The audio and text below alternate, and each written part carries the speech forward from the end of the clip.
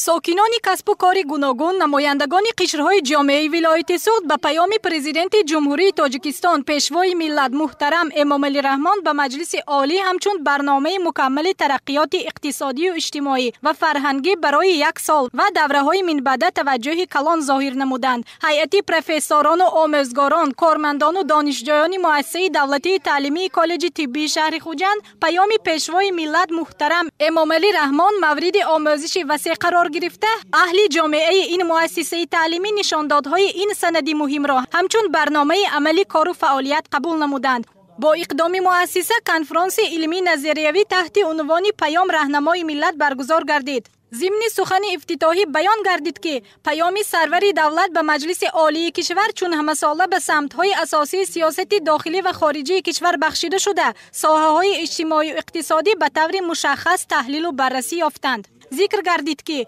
نشاندادها و سپارش‌های سرور دولت اساس و زمینه پیشروی‌ها در همه ساحه‌ها و رشد با صورت کشور میباشد. در پیام پیشوای ملت اعتماد دولت و حکومت به جوانان تاجیکستان همچون نیروی سازنده وطن، نقش آنها در ترقیات همه ساحه‌های حیات دولت و جامعه ارزشمند ارزیابی گردیدند. در اساس سپارش سرور دولت اندیشیدن تدبیرهای ضروری بهر اجرای دو برنامه دولتی، برنامه ملی رشد اجتماعی جوانان در جمهوری تاجیکستان برای سالهای 2022-2026 و برنامه دولتی تربیت وطندوستی و تحکیم هویت ملی جوانان تاجیکستان برای سالهای 2023-2027 از راه و زمینه‌های باز هم نقش و سهم فعال جوانان عامل رشد اجتماعی، بالا رفتن حس وطندوستی و هویت ملی جوانان ارزیابی گردید. در کنفرانس علمی نظریوی تامین سالمی جامعه همچون سمت مهم سیاست اجتماعی دولت و حکومت تاجیکستان یادآوری گردیده. مبلغ گذاری ساحه منتظم زیاد شده، وضع تأمینات مؤسسه‌های طبی کشور با تجهیزات حاضر زمان و نیروی کادری سال به سال بهتر می گردد. شهادت دستاورد ساحه ارزیابی کرده شد. خصوصا تحلیل و نشانداد و سپارش های پیام پیشوای ملت محترم امام علی رحمان عاید به مسئله های تربیه کادرها در کالج های طبی دولتی و خصوصی از روی همه اختصاص ها با کادرهای بلند اختصاص، تامین نمودن مؤسسه های تندرستی و بهبودی بخشیدن سطح خدمت رسانی به اهالی در مرکز توجه اهل کنفرانس قرار گرفت.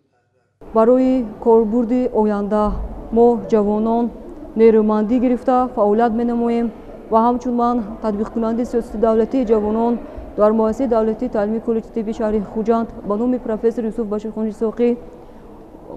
وعده می‌دهم که برای در سمت بلند تعلیم و تربیت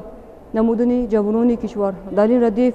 باز هم بلند برداشتن و نگهداری سالمی ملت کادرهای بلند اختصاص را تعلیم می‌دهیم و برای خلق و ملت خویش صادقانه خدمت می‌نماییم و همت آن می‌بندیم که تاجیکستان عزیز ما باز هم گل‌افشان و پرچمش دائما پرافشان باشد و گفتنی هم که ما جوانان کشور از هر یک گفته و پیام‌های پیشوای معظم ملت سربلندانه، یکدلانه، صادقانه برای این ملت و دولت خدمت می‌نماییم.